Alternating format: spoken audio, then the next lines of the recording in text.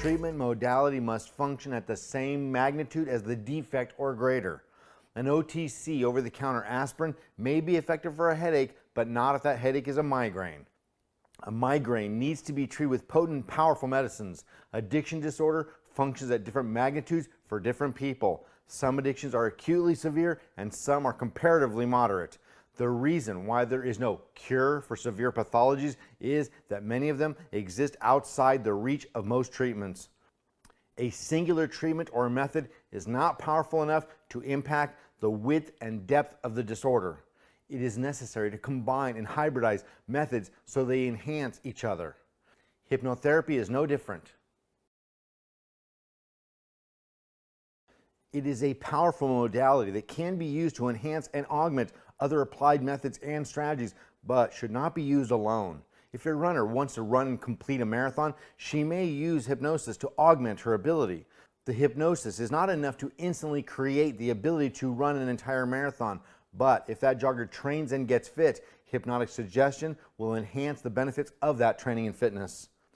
Training and fitness will carry her for the first 23 miles, but then she may hit the proverbial wall. Hypnotherapy may provide her with the mind over matter stamina needed to finish the last 3 miles. Hypnotherapy is not magic. It cannot solve or cure a problem, but it can give that boost needed to finish the race. Everyone is suggestible and can benefit from hypnotherapy if that hypnotherapy is performed properly for the individual. Hypnotic suggestions and methods need to be customized to the subject being treated. There are 2 types of suggestibility. Therefore, there are 2 types of hypnotic suggestion. Suggestibility is the way our minds process information. The practitioner needs to be well trained in both types, and most are not even aware different types exist. Most are trained only in one type, and this is why many believe that 50% of the population is unresponsive to hypnotherapy. 100% of people will respond over time to hypnotherapy if it's performed properly. This section will give you a fundamental breakdown of this science, enabling you to decide whether to get involved with hypnotherapy and how to secure the right practitioner. The 2 types of suggestibility and how to use them are as follows. Literal suggestibility. This person processes things literally. Example, hey, what time you want to meet for dinner? Is a literal question, and 6 p.m. is a literal answer. Inferred suggestibility. This person processes things inferentially. Example, hey, what time do you want to meet for dinner? Is a literal question, but it can be inferred to mean about what time do you want to meet for dinner. Around 6 o'clock is an inferential answer. Neither one is correct or incorrect or superior to the other. Miscommunications happen because we assume everyone interprets things the same way we do, as our model of the world is all we know. The inferential person processes communications as inferential, not literal, and cannot understand why anyone might become frustrated with his or her perception. The literal person assumes communications are literal and nothing else makes sense to him or her. To make things worse, most intimate relationships consist of one literal person and one inferential person. Opposites attract as the subconscious is always trying to achieve balance to compensate for whatever it lacks. Here's an example from my life. Where's your car? I inquired. My girlfriend had asked me to give her a ride to pick up her car from a repair shop. Turn right here, she replied as we approached an intersection. I instantly became frustrated because the signal was about to change and asked her again, where's your car? Turn right here, she replied again. If her car was at the dealership, I had 2 optional routes. The one I preferred was to go straight and the one I didn't was to turn right. Both would get us there, but one would be congested. If she answered my literal question in a literal way, I would be able to decide myself which route to take. She had inferred I wanted directions, so she was telling me to turn right. I don't want directions. I want to know where, as in latitude and longitude, your car is, I yelled. At the dealership, she answered. That's where I thought it was, and we went merrily along. So what went wrong? I assumed she understood my literal question in a literal way. She inferred I was asking directions and gave the appropriate answer. If you are a literal-minded person, you think I was right and she was wrong. If you are inferential, you think no one was right or wrong. Well, we were both wrong. When I asked my literal question and got the wrong answer, I should have modified the question rather than repeat the exact same question the exact same way. Dear, I don't need directions. I want to know what place your car is at. If you're literal-minded, you think that is a lot to say for something so simple. If you're inferential, you think that is a simple solution to an easy misunderstanding. A smarter man would not ask the exact same question the exact same way, expecting a different answer.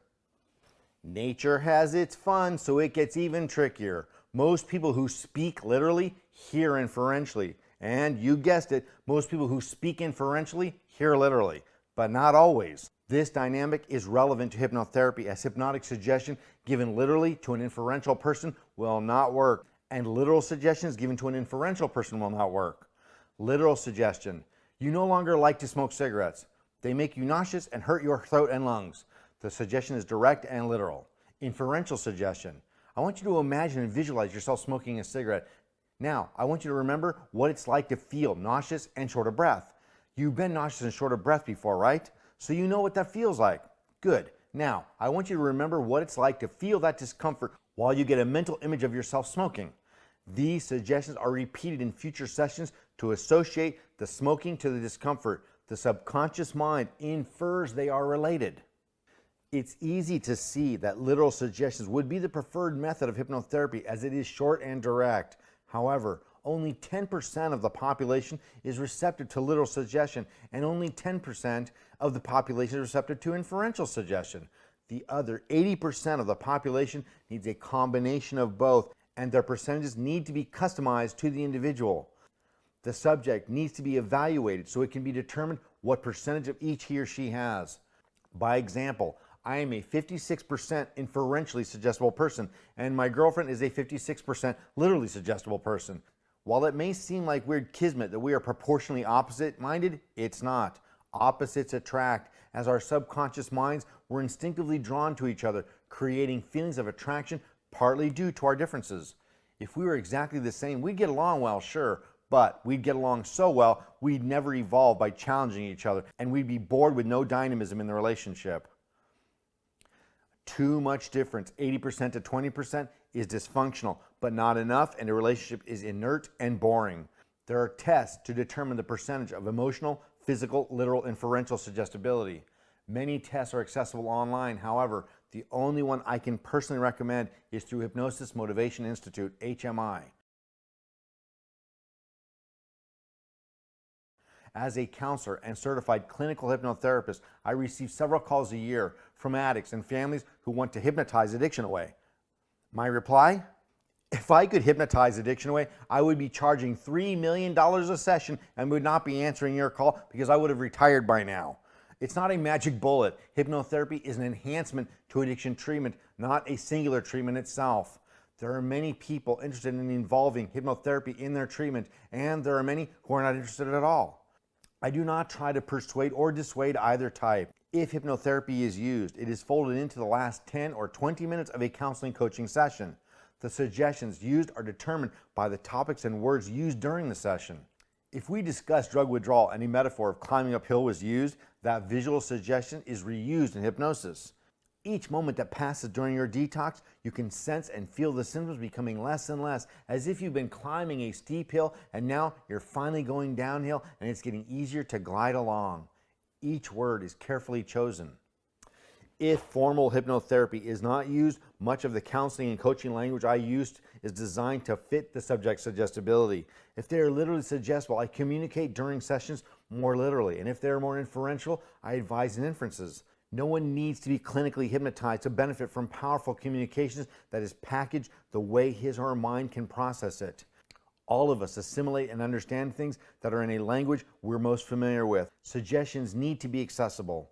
It wouldn't do much good to speak German to a Spanish-speaking client or vice versa. More is received into the subconscious if it is expressed in the appropriate, literal, inferential style and percentages. Hypnotherapy should be adapted to whatever and whichever formulas and strategies are agreed upon to use for recovery. If moderate physical exercise is part of the recovery routine, hypnotic suggestion is provided in context. And when you're done working out, you feel accomplished and stronger, both physically and mentally. This added strength manifests when you need it the most. When you feel defeated and exhausted in recovery, a second wind occurs and you're able to go on and make it through the tough hour you're in. It is being implied that physical exercise will augment and enhance recovery as the two are being folded together. Hypnotherapy, specifically framed around the recovery methods and strategies agreed upon, will enhance these methods and strategies. Hypnotherapy also needs to be consistent to work properly with sessions every 5 to 8 days. Less than 5 days between hypnotherapy is not enough time to experience the efficacy of the suggestions or the lack thereof. By reviewing the effects of each session, the therapy style and suggestions can be modified until the right formula and suggestions are found.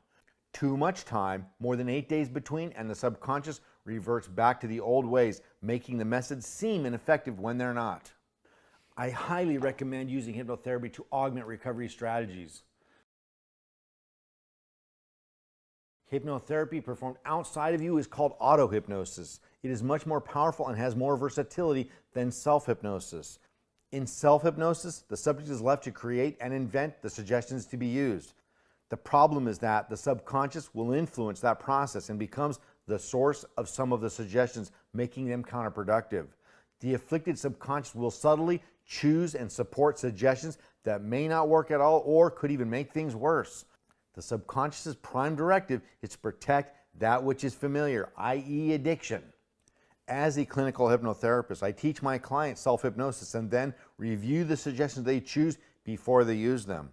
I then refine the suggestions to make them more objective and filter the wording to remove and modify any undermining suggestions.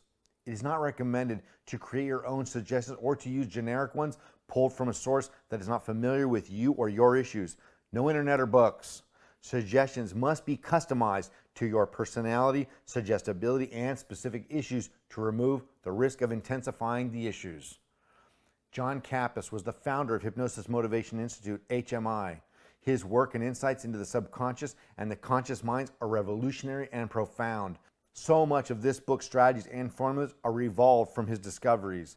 I cannot recommend hypnotherapy as a recovery modality unless it is provided by a practitioner taught in the physical, emotional personalities and the literal inferential suggestibilities invented by Kappas and taught at HMI exclusively.